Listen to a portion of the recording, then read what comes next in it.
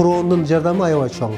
В основном же помогают ПРООН, например, вот эти все и лекарства, они же периодически приходят же к нам. Бізде капитальный ремонтқа глобальный фонд ПРООН тарауынан, НСФ тарауынан чоң жардам болды. ПРООН, он как бы помогает странам излечиться, избавиться от этой, ну, скажем так, заразы, да, чтобы у нас не было туберкулеза. Раз я слышал, кто туберкулезом болеет, они умирают. Я думал, умру. Я никогда не платил. Это бесплатно это. А теперь это терен демалба.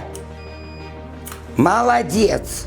ПРООН нам закупил, по-моему, если я не ошибаюсь, 9 аппаратов, которые были розданы по всем регионам.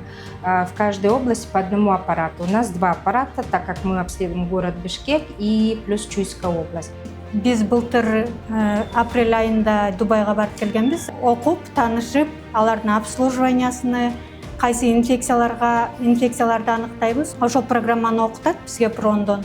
Если человек к вам обратился, значит, он к вам обратился, у него есть нужда, и он к вам этим обратился.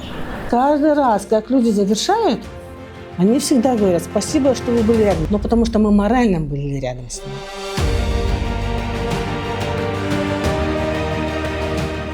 ПРООН продолжит совместную работу с Министерством здравоохранения для развития цифровых решений, укрепления системы здравоохранения и повышения качества медицинских услуг для всех.